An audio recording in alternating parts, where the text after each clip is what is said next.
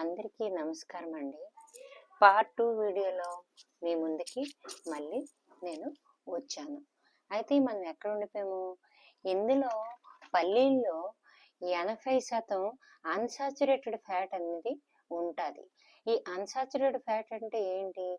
మనకి కొవ్వు రెండు విధాలుగా, అంటే ఇప్పుడు జంతు సంబంధిత ఆహారాల్లో కొవ్వు పుష్కలంగా ఉంటుంది, వృక్ష సంబంధించిన ఆహారాల్లో కొవ్వు ఉండదు.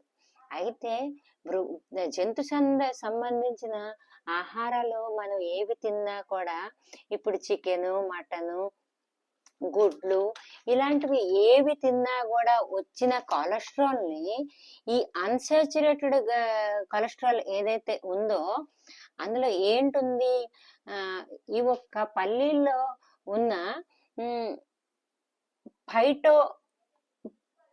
ఫైటోడోస్టిరల్ అనే ఈ ఒక్క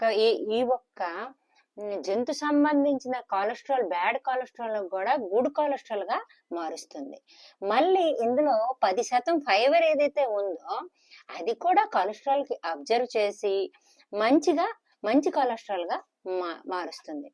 అయితే జీడిపప్పులో ఉన్న పౌష్టికాహారాలు మరి పల్లీల్లో ఉన్న పౌష్టికాహారాలు ఇంచుమించుగా ఒక్కటే, ఏదో కొంచెం డిఫరెన్స్ ఉంటది అంతే.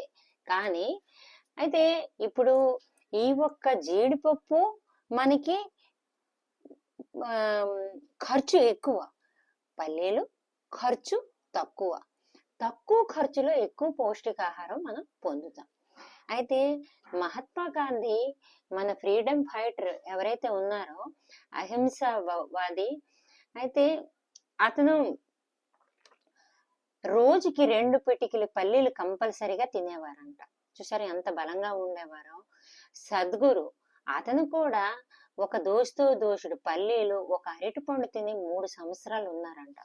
అంత మంచి ఆహారం ఇది, అంత మంచి ఆహారం అన్నమాట ఇది.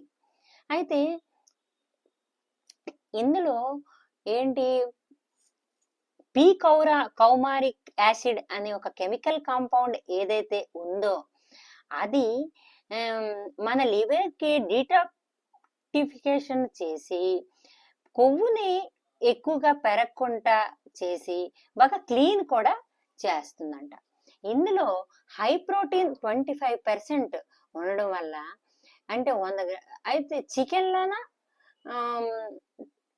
25% ఉంటుంది, మటన్లో 21 grams ఉంటుంది. కానీ అవి హై ప్రైస్.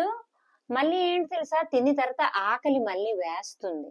కానీ ఇది లో ప్రైస్, తిన్న తర్వాత పొట్ట శుభ్రంగా నిండిపోతుంది, ఆకలి అంతగా వేయదు, మంచి కొలెస్ట్రాల్ని మనకి ఇస్తుంది అన్నమాట.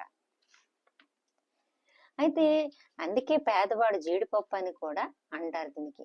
ఇందులో 80% ఏదైతే గుడ్ కొలెస్ట్రాల్ HDL ఉందో, పల్లీల్లో ఉన్న ఫైబర్ కారణంగా స్లోగా డైజెషన్ చేసి బ్లడ్ లోకి వెళుతుంది. అప్పుడు గుడ్ కొలెస్ట్రాల్ పెరిగే అవకాశం మరి లేదు.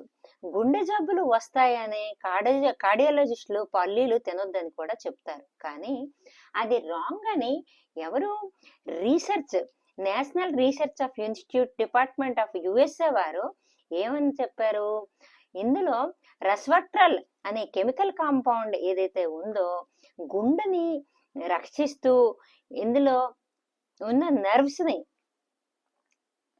కూడా బ్లడ్ క్లాట్ అవ్వకుండా చూస్తుంది బ్లడ్ లో. అయితే బ్రెయిన్ లో కూడా డిపాజిట్ అవ్వకుండా, బ్రెయిన్ లో కూడా బ్లడ్ సెల్స్ ప్లాట్ అవ్వకుండా కూడా చూస్తుంది. అయితే ఇందులో రెస్వెట్రాల్ మన ఏపిన పల్లీల్లో 0.07 రెస్వెట్రాల్ ఉంటుంది. అదే ఉడకపెట్టిన పల్లీలో 0.9 రెస్వెట్రాల్ మిలీగ్రామ్స్ ఉంటుంది. మరి పచ్చి దాంట్లో ఇవి పచ్చి ఏరుశనగ పల్లీలు, ఇలాంటి దాంట్లో 0.12 మిలీగ్రామ్స్ రెస్వెట్రాల్ ఉంటుందన్నమాట. ఇది వెయిట్ లాస్ కి చాలా బాగా పనికొస్తుంది. అయితే 2002లో పడిగ్యూ యూనివర్సిటీ యుఎస్ఏ వారు ఒబేసిటీ పెరగకుండా కూడా ఇది బాగా పనికొస్తుంది అనేసి చెప్పారు. సరేనా?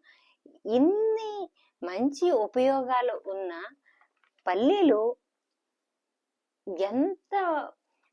ఎంత చక్కగా వాడుకొని ఆహారంలో ఎంత బాగా తీసుకుంటే అంత మంచిది.